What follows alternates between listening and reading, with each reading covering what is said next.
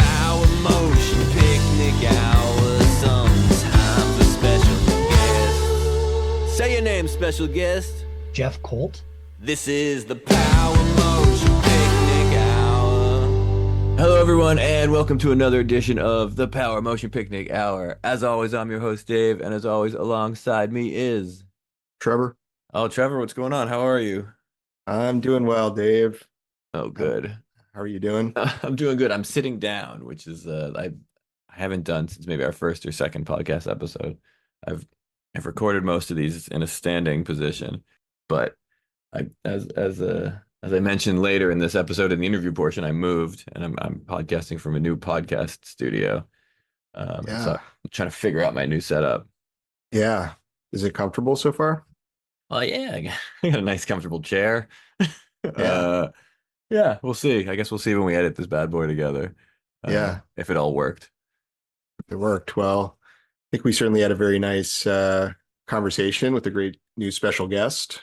That was awesome. I think that was maybe our longest courtship period, right? From initial conversation to actually getting someone on the show. I think quite likely. Yeah.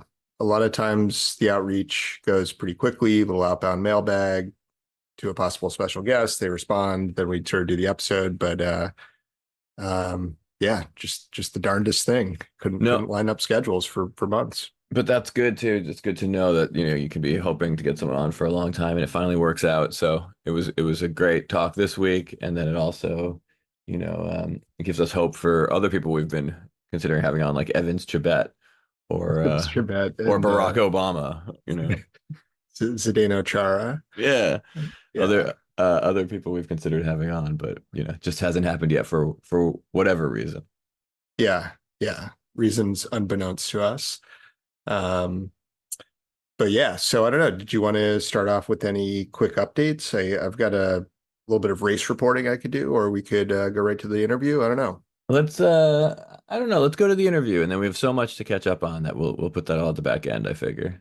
All right, that sounds great. This is the Power Motion Picnic Hour. I listened through to Katie's podcast because I imagined that there might have been some overlapping topics, and learned you guys we're fellow mid-alums. I know you said that in your first email, Trevor, but our correspondence back and forth has now been since February, so I lost track of that. It's been such a nice correspondence, like the letters of like Pliny the Elder or something. It's like this will go down in history, where every week we email each other like dates for the next week that just don't line up with each other.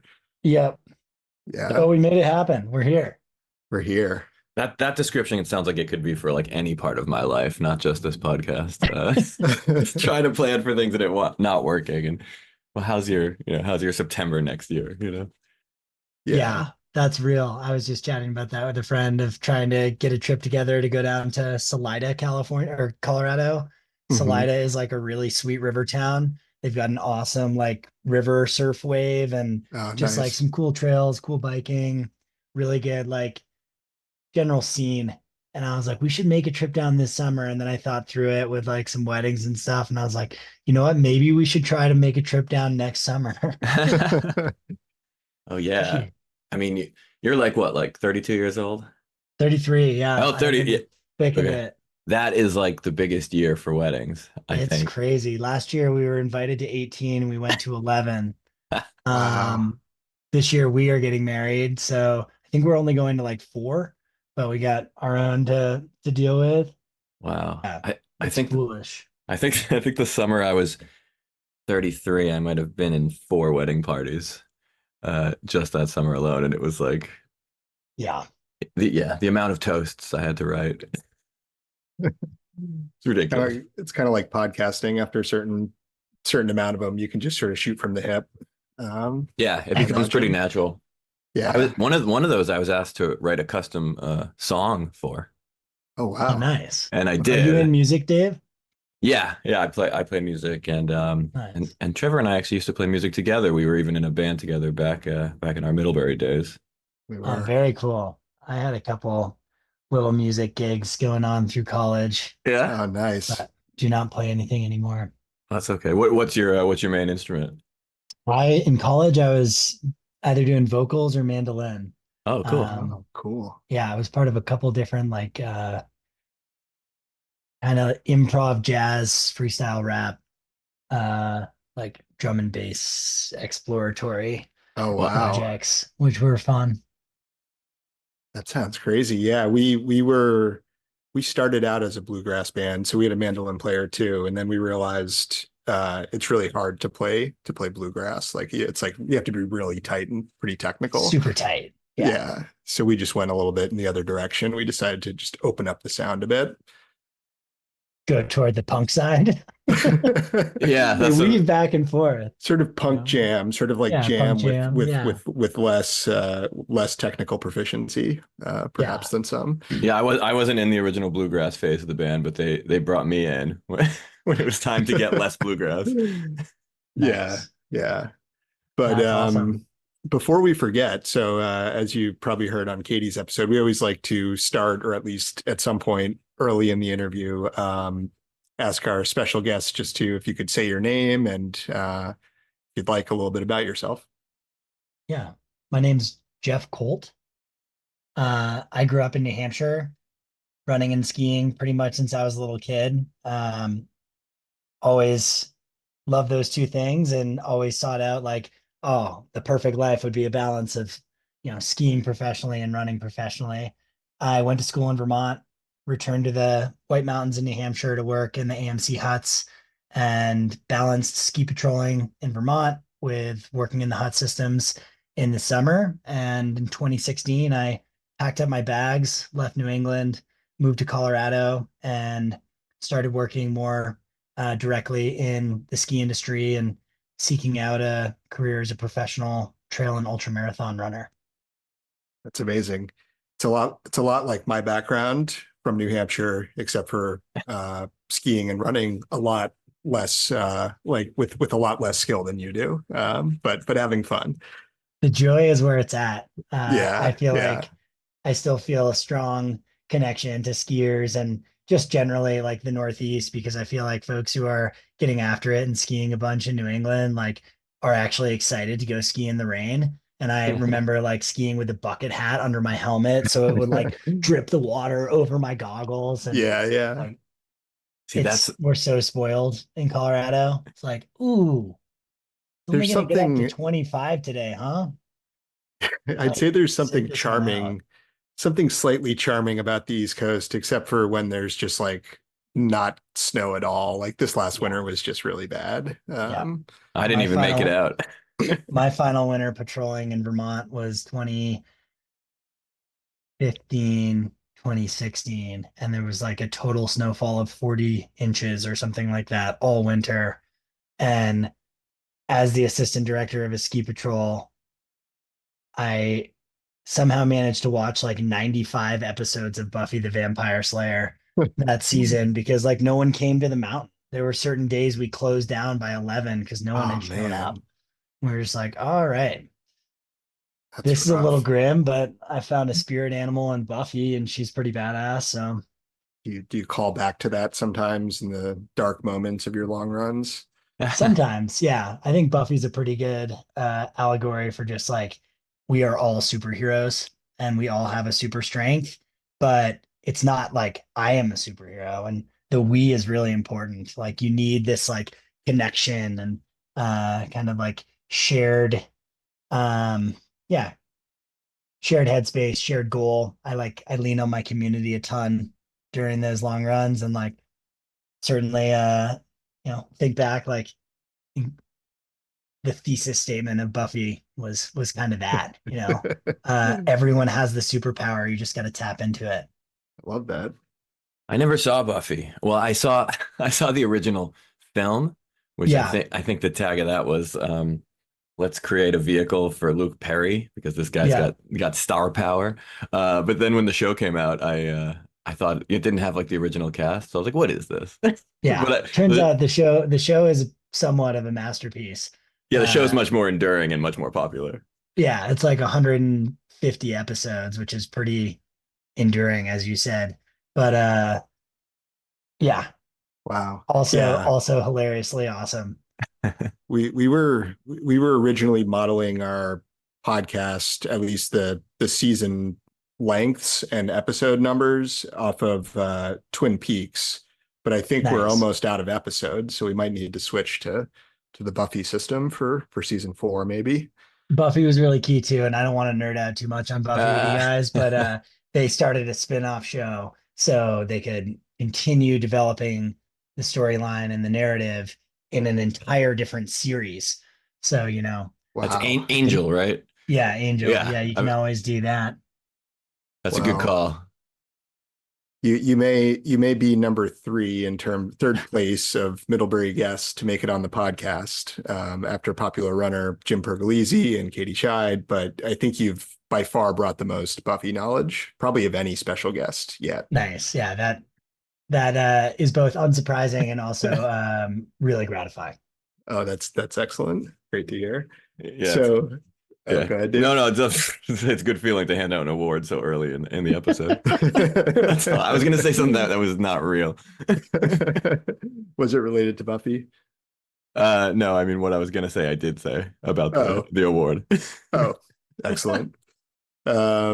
So did want to ask, because the other thing you have in common with, we actually went on a streak where we had White Mountain Hut Traverse FKT holders like several episodes in a row, just at first sort of Nice. coincidentally, and then we went searching for like at least the original on the FKT board for men, Matthew Cull, which was pretty cool because he was like, old schooler. He did it back in like 93 or something. But um, yeah, I mean, if you don't mind, maybe going back to that, tell us about your effort, because you held it in, was it 2018? Yeah, man, my first relationship with the Hut Traverse started way back in like 2011. I did run competitively since I was like 7 years old and have always loved running. And I showed up in the whites at the AMC Huts, not really knowing about the Hut Traverse. And like that first summer, like a lot of people talking about it. And I was like, oh, that's cool that people here like running. I also really like running. And I never ran really more than a marathon, but like heard about this Hutchiverse, heard that there is, a record. I think at that point it was set by George Heinrichs at like 12:38. And I was like, cool, I'll do this on June 21st, which is the hike naked day on the AT. And I'll go Carter to Lonesome. I'll do it butt naked and I'll break the Hut Traverse FKT. And that was kind of like, that was the level of arrogance and confidence I had as a 20-year-old or 19-year-old or whatever entering the Hut system. Um, that was also my first real introduction to chafing and how Oh, horrible it can be. Uh, Made it 30-ish, 35 miles to like Zealand Falls Hut, the hut I was working at. I was like, this is a horrible idea. I feel like my nether regions are literally like being, friction rubbed off of my body. Hands up, and I quit. and you Uh, did you did the 33 miles in the nude. in the nude, yeah, like hiding behind trees is, if there was a family and if it wasn't a family and it was just like someone out running, just like give a big old wave and run on by. 2014, I went for it again with my brother and my buddy Tidbit, was his kind of hut name, but John joining me for a bit of the Prezi Ridge. We were working up in Madison that summer and I was feeling strong. Hmm. I took a wrong turn somewhere in an absolute like whiteout kind of like fog, um, right before, you know, going under the Cog Railroad. And I ended up like getting disoriented. I ran alongside the railroad itself, looking for the trail, thinking I was above it when actually I was below it. Got down below cloud line, realized I had just run down the cog for like 3/4 of a mile, lost a bunch Uh, of vert, got super bummed with like that decision. Actually ran back up the tracks, which was a pretty cool experience. uh-huh. Because there was a train coming up, and I was like, I'm literally running in front of a train right now. Joe Gray style. Yeah. Yeah, years before he did it though. That year I ended up finishing around like 14 hours, was a little discouraged, but I was like, eventually I'll come back. Um, Liam, who was the guy who had the FKT before I did, in I think that same summer, maybe 2018, or maybe it was the previous summer. He went out, he was from the Adirondacks. There's a ton of pride for the Hut Traverse FKT to be held by a Hut kid. Mm-hmm. And the Huts have been going on, since the 20s, 1920s in New Hampshire. Like, it's a long history of folks living in these kind of high alpine uh refuges, and working in the mountains. So when the FKT got taken from a Hut kid to some kid in the Adirondacks, I was like, okay, I got to go back and get it. Yeah. Like, this is Mm-hmm. my time. I still know, I think, every step of that entire, 46-mile route. Uh, every like hand placement, every, you know, every wet route, like, it's Mm-hmm. seared into my memory. Um, I went back in 2018 and had a 2-day window between landing and having to be at a wedding in New York, and was like, I'm just gonna go strike. Um, Went really well. Maybe it was short on water for one long section between Zealand and Galehead, but in the end, like, my goal was to try to bring it under 11 hours, and yeah, brought it down to, I think, 10 hours and 57 minutes, something in It's that awesome. ballpark.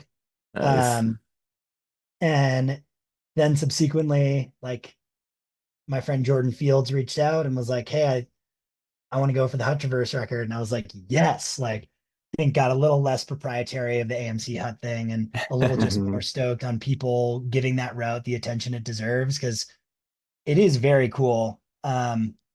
You're connecting 8 backcountry huts.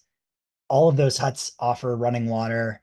Yeah. Some of them offer, like, you can get a day old piece of coffee cake or whatever. Like, the allure of linking up the huts was you're linking up these little, like, almost like convenience stores in the mountains. So I Yeah. think the aid philosophy around, like, supported, unsupported, self-supported, like, it all kind of went out the window of, like, hey, the initial purpose here was to link up these 8, huts that offer something Right. Right. to hikers. And was really stoked when Jordan, I think, took that record from me, and then got the call from the Jack Kenzel Yeah. asking Yeah. asking about the route. And like, yeah, man, like, I started toying with him, like, Jack, I really think you should, like, go and try to see every step of the trail. And he was like, oh yeah, I've done the whole route 7 times. I was like, why are we on the phone, dude? I've never done the whole route like Yeah. 7 times. Like, he's like telling me he's like getting whatever 140 miles in the White Mountains, and then going home and doing the last 2 days of the week of like 70,000 feet on his Stairmaster in his basement in, like, Pennsylvania or some shit. It was Hells yeah. Jack's uh craving desire for Yeah. ascendancy in the FKT scene in like 2019 was super frightening. And I commend him. He's committed himself to it. But It's kind yeah, of its own thing. Well, no, that was an awesome That story. I feel like I have tons of questions, but go I, ahead, Dave. I feel like I started understanding what a hut was when we interviewed Katie, and I feel like I almost get it now. Uh, yeah, yeah, I had never heard of it. Although I moved into a new apartment on Saturday, and I moved into a fifth floor walk up, and we did the move ourselves, and we've got tons of stuff. So I feel already kind of trained up for something like those that now, calves maybe. are Oh right. Dude. yeah, Yeah, yeah. In Yeah. the huts, like, one of the reasons you get strong in the huts is you're yeah. carrying this like wooden Hmm. board. It's called a pack board, that you're literally like strapping boxes of food onto, um, strapping like full pork loins like onto the pack board. So your weights for each time you pack are anywhere from like 35 pounds, maybe upwards of 60 pounds. Every once in a while, a hut kid will get, arrogant and want to pack 100-pound weight up to their Yeah, hut. Um, but you're doing that twice a week, and like, yeah, you get strong you really get quickly. strong. Yeah, What I kind of realized was the White Mountains made me very strong and very like durable. It's obviously really hard footwork in the White Mountains, Mhm. but it took moving to Colorado for me to like get fast, and understand just like when the White Mountains, they are so difficult. The trails are so steep. Mhm. Because pretty much nothing is runnable, you get this like kind of almost like slow twitch mentality. And Mhm. uh being in Colorado the last 8 years, I'm like, all right, pretty much everything should be runnable, and trying to bring that back to something like the White Mountains. It can work out, it can shoot you in the foot. But Yeah. I mean, Jack aside, it's interesting to think how some of the more Western runners would do taking on some of those like iconic routes in the whites. By Western, you yeah, mean the Adirondacks, right? Yeah, Western West of New Hampshire. yeah, yeah. west of New Hampshire. I used to joke when I was in school that I was going to move west, but no further west than Keene Valley. Yeah. Like It's like, Keene Valley, New York was as far west as I'd go, and I still feel like pretty tried and true New Englander, and like that's the soil and the kind of forested landscape that I know best. But I, yeah, I used to make Colorado's like been I great. used to make the same joke because I live in New York City that I wouldn't go above 14th Street because I get nosebleeds if I go up there.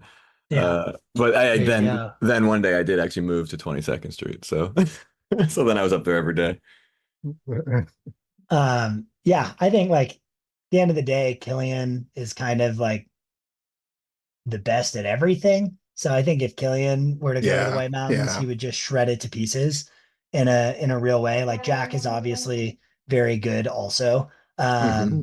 But that's like, yeah, who knows what someone who's, more faster, long stride, like a Jim Walmsley or something would do in the White Mountains. I think it's really more of a technical runner's Hmm. forte. I don't know when we were interviewing Matthew and we kind of because he held the FKT when you said 93. I think it was 93. Yeah. And so when he didn't really know what the current FKT was, when we told him, it kind of like blew his mind, because about how much faster it was.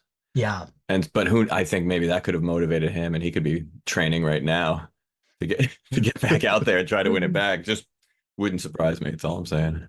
Yeah. I remember last thing I'll say on the Hut Traverse here, I remember when I went sub 11 hours, a bunch of like these old timer White Mountain ultra runners who like go out and train and run hard rock and stuff, kind of like wrote me and were like, Jeff, like we used to use the Hut Traverse as our like final training run for our 100-mile races because we felt like it was a similar like comparable time on feet.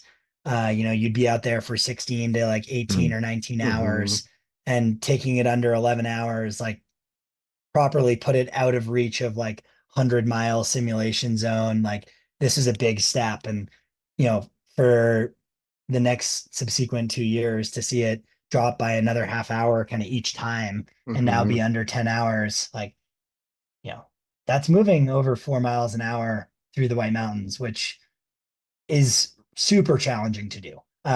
It sounds Yeah. very slow when I say it, but gosh, that's really Well, mountainous terrain. I mean, I think it's one of the big reasons I love it so much is because you can't, it's a great excuse not to go fast. Not, to not even, and I did learn, you do have to work on speed work and do road and whatever, but yeah, love some good terrain to not be able to clip, where 20 minute miles feel like you're making good time on certain sections, at least for me, um, Yeah. yeah. Um, I thought I had another. Well, we could move on from the Hut Traverse. And we do generally try not to ask special guests about other runners, but I think in your case, if it's okay, make an exception. If you could share your experience at Western States last year, because you were running like right alongside Courtney for a lot of it, weren't you? Oh, I wish that were the case because I think Courtney is about as great of a runner role model person as you can get. Yeah. I was recently looking at the splits. I'm going back to Western States this year. That's like the big race on the Nice. horizon. Um, I think at Michigan Bluff, which is mile 55, I had 30 minutes up on Courtney, which goes to show how she really stayed on course and how much maybe I fell off course because at mile 91, she passed me. So basically, in a 35-mile stretch, she closed a minute a mile on me. Um, Wow. I was having a really great race last year until mile 80. So I moved up to be right with Anthony Costales in third place at the Wow. Green Gate aid station. And I was just on this upward ascent. I was like so fired up. I was like kind of hooting and hollering, like, holy shit, I might podium at Western States. Like, this is going to happen. This is my day. I left that aid station, projectile vomited, both my legs started Oh, cramping. And I was like, Ah. oh no, I've been reduced to a mere worm. uh, Um, and mile 80 to mile 90, I slowed dramatically, like effectively 2 minutes a mile, which when you've got 20 miles to the finish, if you're going 2 minutes a mile slower than everyone else, you're basically like hemorrhaging 40 minutes. So Courtney passed me right after mile 90 and ran it like I heard her come down the hill, like leaving an aid station. She was coming in. She ran up next to me. She was like, took an earbud out and was like, Jeff, let's go. And I was like, yeah, I I can't quite match your pace right now. And she just continued going right on by. uh, So being Nice. passed by her was a great honor. I such a huge fan of hers. But after the race, you know, chatting at the airport on our flight home, it was like, Courtney, like, what do you do in that situation? Like, where your legs just feel like they've like completely given out. And she was like, oh, it's like all dissociation. Like I don't let my brain listen to my legs and I don't let my legs listen to my brain. Like I know my legs can do it. Uh, like they're trained to do it. And yeah, kind of diving into that whole pain cave Hmm. mentality of hers where she just like gets comfortable with discomfort. I was like, all right, I got to figure out how to either take more dissociates or figure out how to dissociate more. yeah, Yeah. that's intense. I mean, maybe it ties Yeah. into a question we do ask a lot of our guests, which is in around 80 something miles, do you ever hallucinate?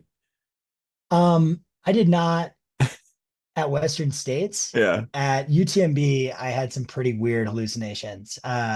And that was like UTMB this past year was around 107, 108 miles. Um, the final climb, I was just doing UTMB to finish to keep my entry eligibility for Hard Rock. Yeah. That's like my dream race over in Silverton. Um, so I was somewhere around like 60th place, climbing up this, final big climb of the hill. And my uncle did happen to be over in Chimney, like he was there supporting me. Um, I guess the first hallucination I had, like coming up the trail, and I looked behind me and I saw this like Italian runner, Martina, who I think is really awesome, like coming up behind me. And I like stepped to the side of the trail and was like, let's go, Martina. There was no one there. I Oh was like, man. alrighty, I'm in a weird spot. Another like mile up the hill, I saw my uncle just sitting on the side of the trail with an iPad, like looking at something on his iPad. And I was like, my first thought was, that's weird. Uncle Jeff's like a PC guy. And then I was like, there is no one there. Oh man. That And then toward the top of that same climb, a runner you guys might have heard of, David Hedges, who's another FKT guy. He spent a lot of time up in New Hampshire in the White Mountains. He and I ran together around mile like 20, and I like looked back and I'm like just cresting the final climb, and I see David coming up behind me, and I like look at my watch, like, okay, I'm like here at whatever, 32 minutes and 40 seconds, like at this, pole. I'm going to make sure to like see where David is when he gets to this pole to see if he's closing on me. Cause in my mind, I was trying to hold on to this. Like, I can't let David, who I haven't seen since mile 20, pass me with like 4 miles to the finish or three yeah. miles to the finish. And so the rest of the climb, I'm like literally looking back. Okay, I just saw him pass that pole. Like I've got 3 minutes on him. Like I've got a hammer on this descent. I got to the finish line. My partner Annie and my dad were there. good job. Like, should we get you out of here? And I was like, yeah, I just want to wait. Like, I want to wait for David to finish. He was right behind me. And like, he pushed me up that whole last climb. And they were like, Jeff, David dropped out and like pour my air at mile 50. I was just like, what the fuck? Like, get out. Like at that point, I was like, just wasn't adding up that what Yeah. I was experiencing was just not Those are real. good though. But they're realistic. And in that case, maybe more so than hallucinating the iPad, it actually motivated you and Yeah. helped you push Yeah. to the finish faster, which is kind of cool. Yeah, Yeah. I think um, that one big time is like sleep deprivation. Hmm. And I think those mountain ultras, Hard Rock, UTMB, any of the multi-day like Tour de Jean or like the long distance ones. For me, I think sleep deprivation and like that level of exhaustion is more what's playing a role there as opposed to like um just like the running. Yeah. I haven't had mhm. any issues with like hallucinations and kind of sub 20-hour races. But Yeah.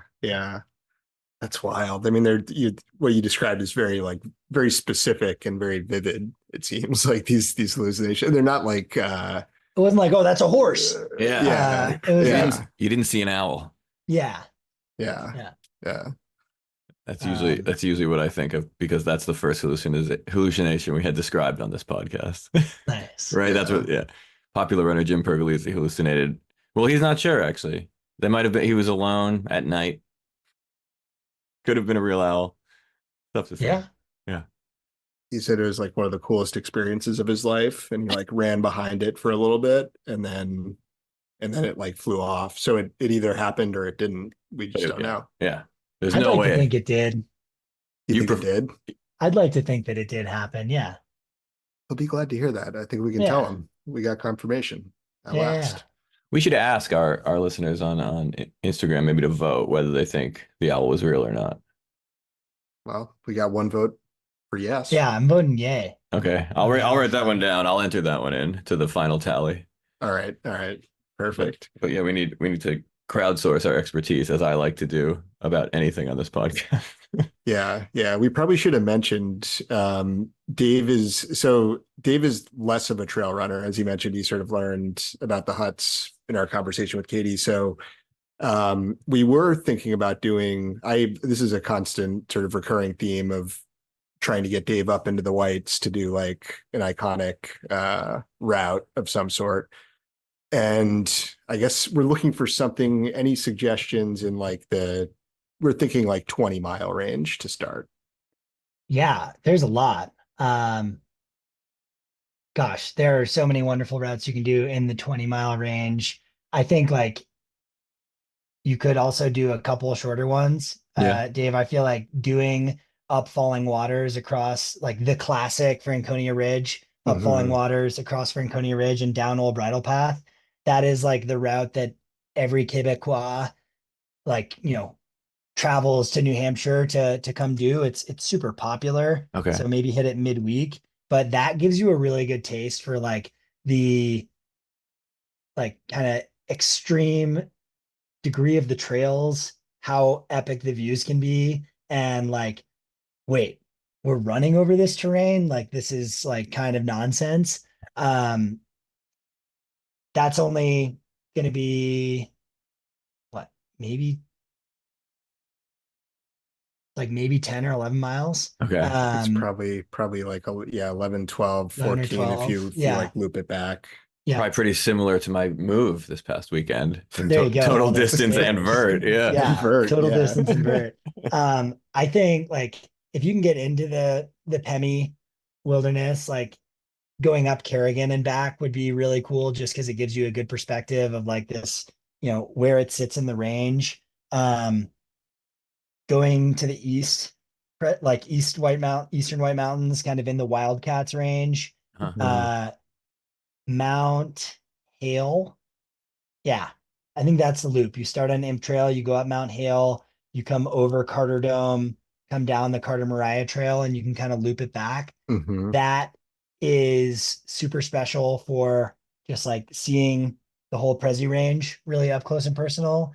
If you want to get avant-garde and go a little bit more indie, go over to Evans Notch Ooh.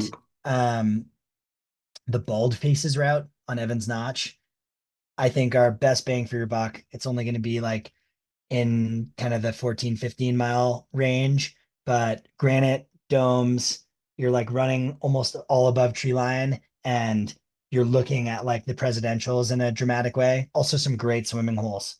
And there's no Awesome. one there. So Yeah, you that one. can't tell people about it on like podcasts or something. We'll keep it. We'll Oh yeah. us and our 30 or so listeners. We'll keep it quiet. Yeah. Yeah, I think it's more than that. I several haven't looked at the hundred. yeah. Who I knows? mean, well, I haven't looked at the analytics recently, but when it shows the map of all the places in the world that we have listeners, there's more places than that. Yeah. So it has to, If mathematically speaking, it's got to be more. our listeners from Belgium travel all that way, they can go to Evans Notch. Yeah, There you go. Would kindly ask that the rest of you just sort of keep it a little bit hush. That's fair. Well, that one Yeah. sounds good to me. Although we That both, one's the bomb. yeah, Like, maybe yeah, maybe we'll just that's do what's that. up. I think I'm in pretty good shape, so I think I'm ready to do it. Yeah. See, and in the time since we started talking about this, I've gotten progressively like in worse shape, and like so I feel like I need to train up for it a little bit before we go. Before we go, Yeah. okay, tell me when you're ready. I've maintained about the same level of fitness and somehow avoided injuring myself training for the LA Marathon. Which I in the week before it, I was pretty sure there was like 2 injuries in there that were gonna just explode on race day. That didn't happen. How did LA go?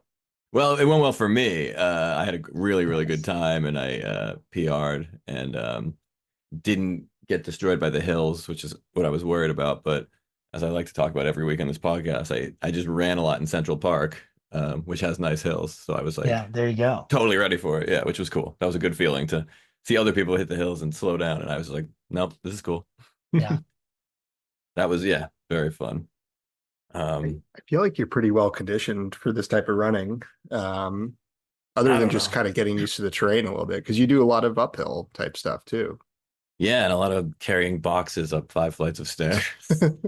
Yeah, you gotta get the cool equipment like the handheld water bottle or the cute little vest and Yeah. Well, um, I'm actually stoked about living on a fifth floor again, though. I did once before, and it's like it's just a little bit of extra workout every day, just naturally, Yeah. which is nice, like I appreciate it. Because if you live there and you have it every day, it's not actually hard.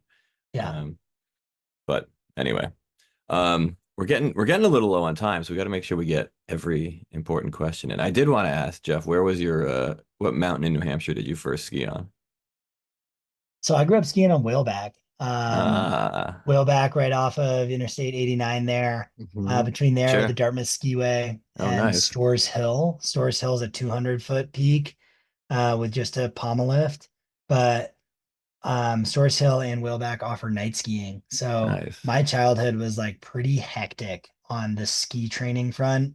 We'd Nice. like literally go, train at Wheelback from like 4 p.m. until 6 p.m. or 6:30, and then go to Storrs Hill and like have a quick dinner and then do ski jumping training or like more Nice. night training. So there were like Wow. weeks when I would have like kind of 15 practices or races in a week, which was just like pretty pretty all in on ski racing. My family Yeah. was definitely gung ho about it. Um, but I love the small hills of New England Yeah. are Hells pretty yeah. special. I love Whaleback. I've never skied it, but of course I've driven 89 a million times. Oh yeah, I've seen Yeah. it a million Wheelback Yeah. times. Wheelback is a fun mountain to ski. It is quite steep. Maybe their lighting's gotten better, but it always used to be like you'd be skiing at night and be like, wow, this next 100 meters is completely in the pitch black. Like, Yeah. Yeah. Yeah. wow, really, really learning how to be an adaptable skier here. That's awesome. Yeah. Let's keep this a little bit quiet though. We don't want any of those West Coast skiers to come catch these vibes. Yeah. These you Yeah. can't see at night on the man-made like or those little balls of death or Yeah. whatever. Dead Yeah. cookies. That's Yeah. right. Hopefully Yeah. no like Vail Ski Co. or Vail Corp or whatever execs are listening to this thinking, ooh, Whaleback would be a nice one to swoop up. Yeah, Whaleback, we're coming in. or weirdos from the Adirondacks. Stay Yeah. stay on your side of the line. Yeah. Yeah. Stay over there That and build. was Yeah. Here's a question for you guys. How often did you guys make it over the Crown Point Bridge to the Adirondacks while you were in school? Like never. handful of Isn't that times. crazy? Not to go to the Adirondacks either. I remember always looking across the lake and thinking how beautiful like the mountain It, ranges looked over there. They're always like purple in the sunset and Yeah. everything. And Yeah. they did look nice. I now well, have like a bunch of friends who went to St. Lawrence who are like, Mm, they were like 3.5, 4 hours from the Adirondacks. And like, yeah, dude, we were there like every weekend and yeah, sometimes midweek, like before class to get like a backcountry ski in. And I was like, that's wild. The Adirondacks were only like an hour and a half but or two never. hours from us. And right. that Crown Point Bridge was just this like, no, not going to make it across that. Like, that's a big day in the wrong direction. Yeah, Yeah, yeah. it's too culturally different. So I just didn't Yeah. didn't want to go. But all right, our countdown is getting lower and lower. We should like have it actually flashing on the screen, but anyway, we got 45 seconds left. What should we do for a closing thought? Um, well, we usually ask special guests if they have any parting words. We can try to nail Jeff for a podcast. We're happy to sponsor you if you're looking for a podcast to be a sponsor. Nice. I don't know, whatever you'd like. Yeah. I think I appreciate you guys doing what you're doing. It's honestly pretty fun to just chat and think back on old times in the White Mountains. Think parting words. I often do the same parting words, which are This is the Power Motion Picnic Hour. Wow, what an exciting ending. Thanks, Jeff, for coming on. We got a cliffhanger this week. My goodness, yeah, that was a major cliffhanger. In true Twin Peaks fashion, people are going to be talking about this around the water cooler all week, trying to figure out what Jeff's parting words of wisdom were. And hopefully we find out. And if we do, we'll report back. Yeah, and I think we may have revealed what the astute listener has likely already picked up on, which is we use the free version of Zoom to record, but what they might not know is that we actually prefer it because Yeah. it's a very nice constraint that we have to work with. We like the rigid structure of the free version of Zoom. So that's why we haven't upgraded, and that's the only reason. Otherwise we'd be doing like the ultra marathon version of podcasting, and we'd be doing episodes that are just like 27 hours long. We'd be completely unhinged. We'd be hallucinating mid-episode. I mean, early in our podcasting journey, I feel like I had visions of grandeur of like literally reading like textbooks, like where we just sort of trade chapters or something, and but record it like not very well, just sort of with all the whatever, breaks and whatever else. But good ultra running sort of listening fodder. That's true. We do have to generate content for our Ultrarunner segment of the audience. But on the other hand, we just have too much to say, and we have to limit it somewhere. Yep. How's your weekend running? Weekend running was pretty good. As I mentioned in the interview, I just moved 2 days ago. So I haven't run. It's Monday. I haven't run since, did I run? I don't know. Thursday, I think. No, Wednesday. I haven't run since Wednesday. So it's been a bit, but it was a fun weekend running before that. One fun update was I went for a training run with popular podcast guest Susie Hot Rod in preparation for her High Rocks running event, which she did this past Saturday, and her group came in 18th out of 49. Wow. Yeah. And so congrats, Susie. Yeah, I'm sure everyone's excited to hear that. Our training run was really fun. We went to the quarter-mile track in McCarran Park in Brooklyn and did like 1,000-meter runs, and then we would do 80 meters of burpee broad jumps. Wow. Which was a thing.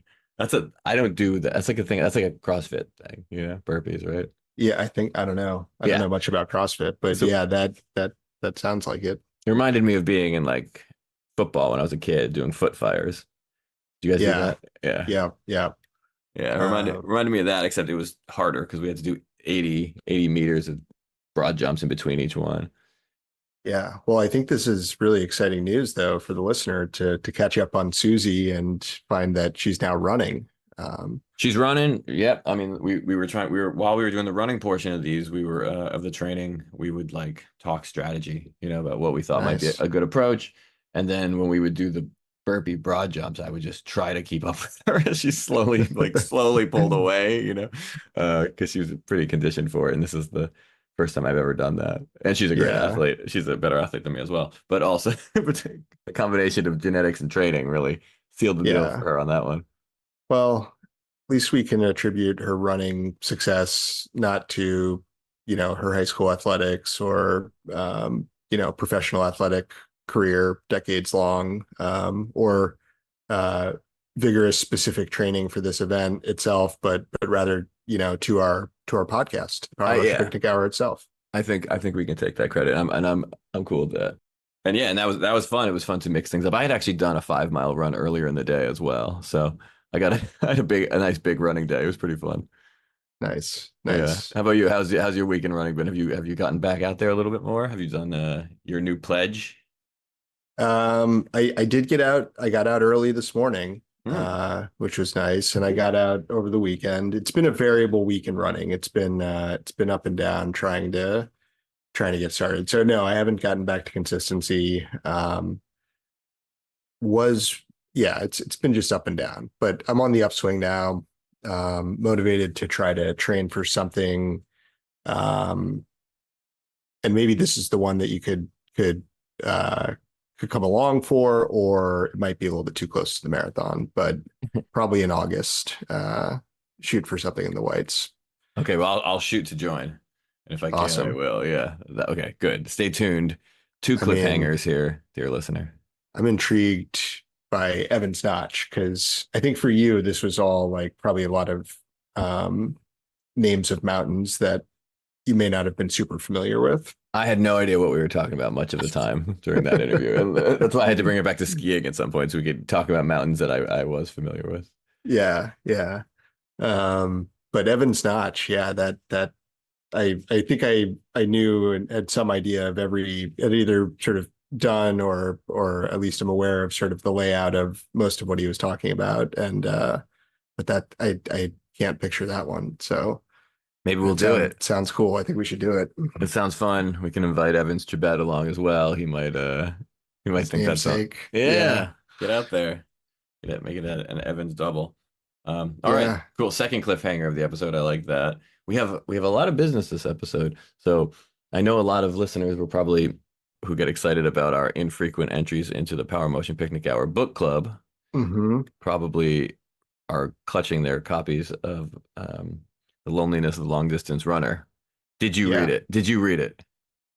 I read the first part of it. Okay. I just got it in the mail the other day. Okay. So I read it. I might have received it on Saturday and read the first section last night. I've heard different things about the length of the book. I think you might have initially said it looked like it was like 91 pages. Yeah. Which was stretching it for a short story. Another dear listener said that she found a copy and that it was only 12 pages. Yeah, I thought, but my copy shows it to be about like, I don't know, 49 pages or something. And I read it and I read it today and my copy was about 25 pages. So who knows if we're even all reading the same thing. Yeah. Alan Stillito, correct? I didn't want to say it because I don't have it in front of me and I figured I'd get that wrong, but I probably got it wrong. No, all right, third cliffhanger.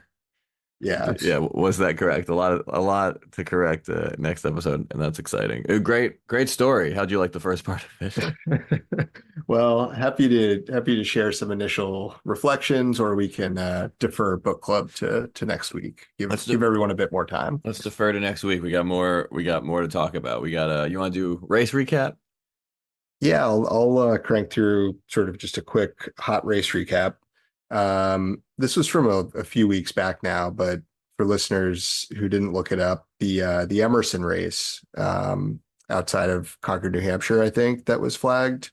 We got an update on it in the mailbag. A listener from New Hampshire who's not Coach Friend came in second place. Nice, congratulations. Yeah. special guest Christina have an update that because we talked a lot about her race company, White Mountain Endurance, Yeah. and great races, and she and her partner Rem just hosted their final White Mountain race before handing over the reins. Oh, wow. So that's pretty exciting. I think it was the White Lake Ultra, which is one that Coach Friend won a few years back, 100-miler. Wow, that's amazing.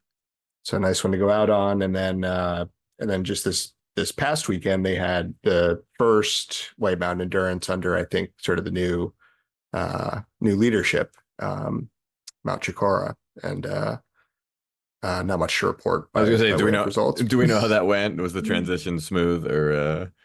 I heard a report of a strong showing by a Fortissimo, Michael Conley, who's a name that shows up as like, he's not.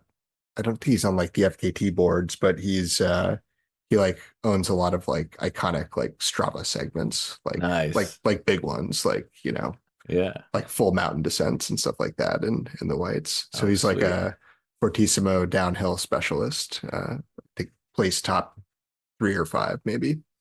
Those were pretty much the race updates I had. Okay, that's good. So I think there was a 4th cliffhanger in there somewhere. So that's good. Another piece of news this week. We had a song of the week. Oh, we did. Did you run to it? No, I haven't been running to music. We can push that back to the next episode too. Although I did, and I guess I'll just say it runs. Yeah, it ran. Yeah, it ran. Like a casual. Yeah, it ran. It ran pretty good. It ran. It wasn't like it ran. It wasn't like an all-time classic running song, but it runs. Prism Bitch. Yep. What's the song called? You Got I Want. You got I Want. All right. Mm-hmm. Yeah, it runs. You got I want. You got and I want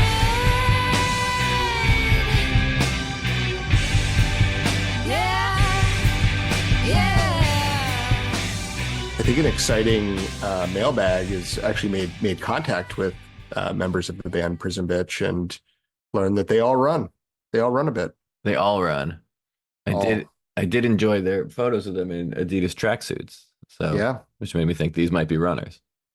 Good running vibes. And if you listen to some of their other music, I'd say this is granted song of the week. We're talking about the I Got You Want, but they go in a lot of different like directions. It definitely doesn't all. It has like very different aesthetics. Like some of their songs are much more like almost like upbeat, like dancey type, maybe more traditional running songs. Okay, well maybe I'll try running to a whole Prison Bitch album. Report back next week.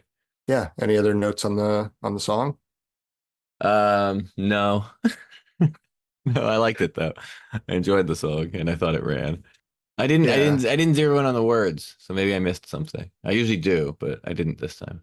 I think there's a reference to running at some point in the song. They talk about running, like, but not really in the context of not running like Loneliness of the Long Distance Runner type running. But I think they use the word running at some point. I think my mind was running. I had a lot on my brain and I wasn't focusing. I was kind of like the narrator of the short story, the Loneliness of a Long Distance Runner, where he talks about all the thinking he does while he runs and things he never even, I guess you didn't get that far yet, maybe, but things he never even thought about before come up in his mind while he's running.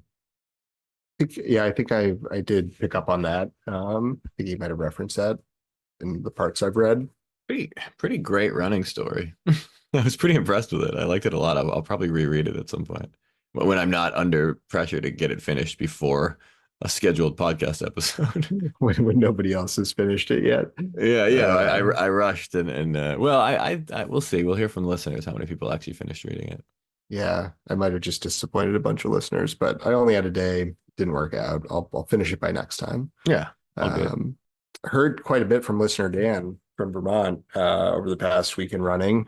All kinds of things from short clips of music he was playing. Okay. At times to a video of a dog like dancing to a woman like playing the piano or something. Nice. I saw that one. That was pretty cool.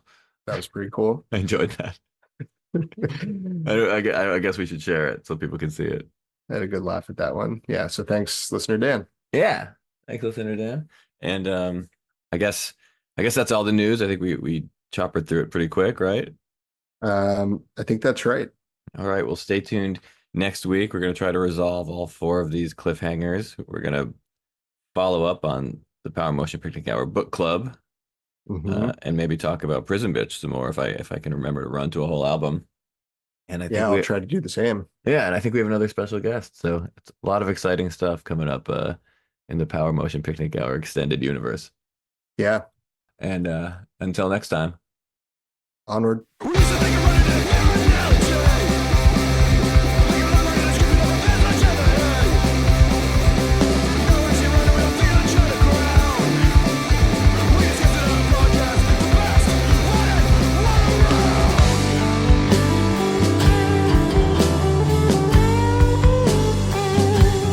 This is the Power Motion Picnic Hour, your favorite of the few, with a mile of opinions that we'll gladly share with you.